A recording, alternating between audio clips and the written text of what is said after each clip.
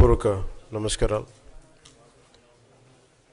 రోజు గవర్నర్ గారి ప్రసంగంలో బడ్జెట్ సంబంధించిన ప్రసంగంలో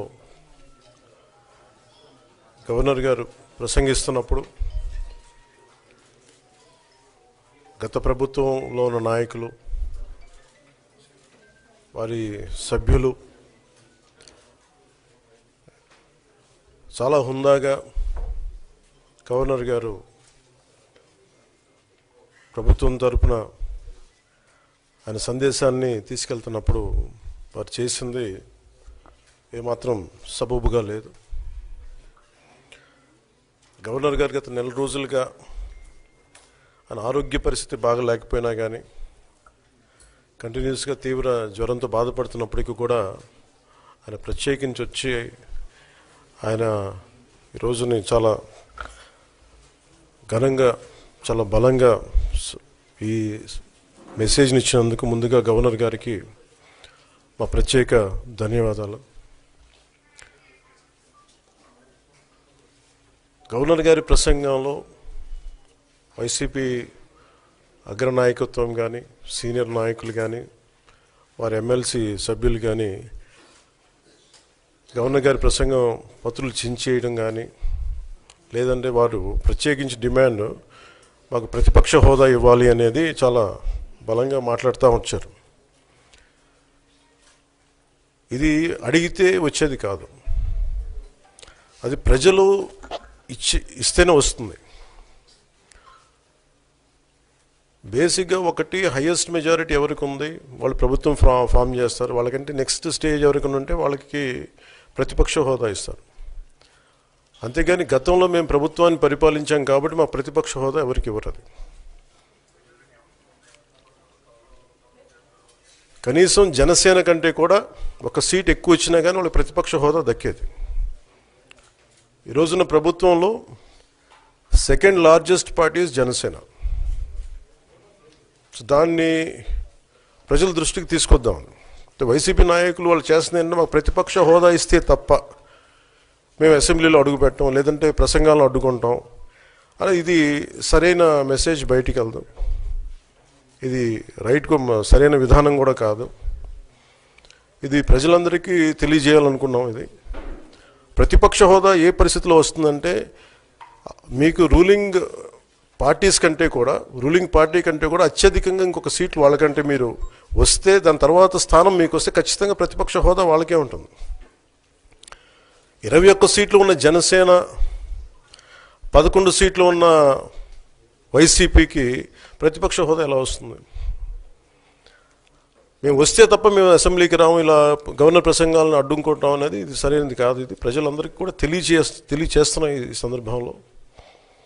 అందుకని ఇది భవిష్యత్తులో కూడా మేము కోరుకునేది వైసీపీ నాయకుల్ని, మీకు ప్రతిపక్ష హోదా ఇవ్వకపోయినా ప్రజలు మీకు 11 సీట్లు ఇచ్చారు, దాన్ని గౌరవించి మీరు అసెంబ్లీకి రండి.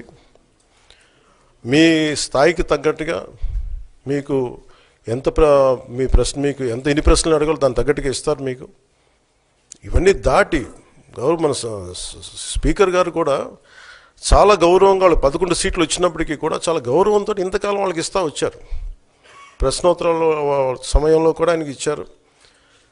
గతంలో కూడా ఇవన్నీ ఆయన రావడానికి కూడా ఆయన ఎలా రావాలి, ఏం చేయాలి, దానికి కూడా చాలా ఏమాత్రం ఇబ్బంది పెట్టకుండా గతంలో కూడా చేశారు. ఫస్ట్ మీరు మనకి గవర్నమెంట్ ఫామ్ అయిన తర్వాత కూడా వీటిని దృష్టిలో పెట్టుకొని వైసీపీ కొంచెం హుందాగా వ్యవహరించాల్సిన అవసరం ఉంది. వైసీపీ నాయకులకు కూడా మీకు బాధ్యత ఉంది. గవర్నర్ గారి ప్రసంగాన్ని మీరు ఆ విధంగా మీరు ప్రశాంతంగా విని దాన్ని వచ్చే జరుగుతున్న సమావేశాల్లో మీరు దాని మీద లోటుపాట్లు మీరు చెప్తే బాగుంటుంది తప్ప ఇలా కూర్చోబెట్టి అరుపులు, కేకలు ఇది సమంజసంగా లేదు. అంటే అర్ధాంతరంగా ప్రతిదానికి అసెంబ్లీలోకి రాగానే గొడవ పెట్టుకోవాలి, దేన్నైనా విభేదించాలనేది ఇది చాలా లో లెవెల్ ఆలోచన విధానం, లో లెవెల్ స్ట్రాటజీ. అది ప్లీజ్ మీరు అప్గ్రేడ్ అవ్వండి, మీరు అప్లిఫ్ట్ చేసుకొని మీరు కూర్చోబెట్టి డెమోక్రటిక్ ప్రాసెస్ని గౌరవం ఇవ్వండి. మనస్ఫూర్తిగా వైసీపీ నాయకులకి ఇది నా విన్నపం, నా విజ్ఞాపన. This what I would like to say. And నిజంగా కావాలి అంటే మీరు ఈ 5 సంవత్సరాల్లో మీరు ప్రతిపక్ష హోదా మీకు రాదు, అది మీరు మెంటల్గా ప్రిపేర్ అయిపోండి. 11 సీట్లతోటి మీకు ప్రతిపక్ష హోదా ఇవ్వబడదు, రాదు. ఎందుకంటే ఇట్ ఈస్ చంద్రబాబు గారు, గౌరవ ముఖ్యమంత్రి చంద్రబాబు గారు డిసైడ్ చేసేది కాదు, జనసేన డిసైడ్ చేసేది కాదు. దానికి రూల్స్ ఉన్నాయి, దానికి రెగ్యులేషన్స్ ఉన్నాయి, నామ్స్ ఉన్నాయి. ఉదాహరణకి నేనే ప్రభుత్వం, మన కేంద్ర ప్రభుత్వం ఫార్మేషన్కి మేము వెళ్ళినప్పుడు పార్లమెంటరీ లీడర్ని ఎన్నుకోవాలి మనం కూర్చున్నప్పుడు, ఎన్డీఏ పక్ష నాయకుడు ఎన్నుకోవాలనుకున్నప్పుడు నేను నాయకుల స్థాయిలో నేను కూర్చున్నాను. అదే నేను ఇక్కడ మంత్రిగా ప్రమాణ స్వీకారం చేసేటప్పటికి నన్ను ప్రధానమంత్రి గారి పక్కన నన్ను కూర్చోబెట్టలా. దో నేను డిప్యూటీ సీఎం అయినప్పటికీ కూడా అది మంత్రి హోదానే కాబట్టి తిరిగి నన్ను మంత్రులందరూ పక్కనే కూర్చోబెట్టారు తప్ప ప్రత్యేకంగా నన్ను అక్కడ కూర్చోబెట్టలేదు. They are very specific rules and regulations నడుస్తాయి.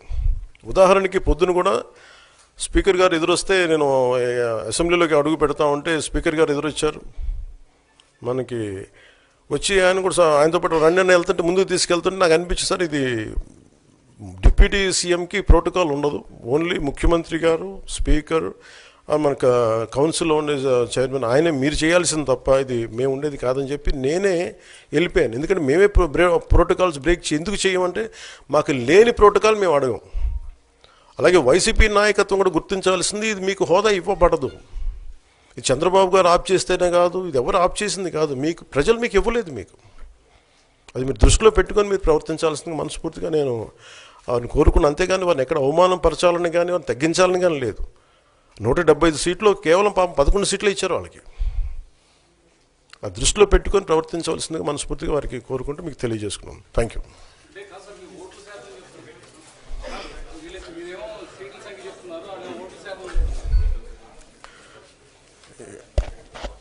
ఫస్ట్ అప్పుడు ఏం చేయాలంటే సార్, అప్పుడు జర్మనీకి వెళ్ళిపోవాలండి. ఇప్పుడు జర్మనీలో ఏంటంటేనండి, నేను జర్మనీ రిజల్ట్స్ కూడా ఏదో వచ్చినాయి చూస్తా ఉన్నా ఎలక్షన్స్లో. 25% వచ్చిన హైయెస్ట్ పర్సంటేజ్ ఆఫ్ వచ్చిన ఓటుకి ఇన్ని ఎంపీస్, ఇంత అసెంబ్లీ స్థానాలు ఉంటాయి వాళ్ళకి. 5% మించి తక్కువ వస్తే 5% ఓట్లు మిగతా వాళ్ళు పంచుకుంటారు. మనకు అలాంటి బెనిఫిట్ మనకు లేదు కాబట్టి మన రాజ్యాంగంలో లేదు. వాళ్ళు మంకుపట్టు పడితే they are free to go to Germany. Thank you.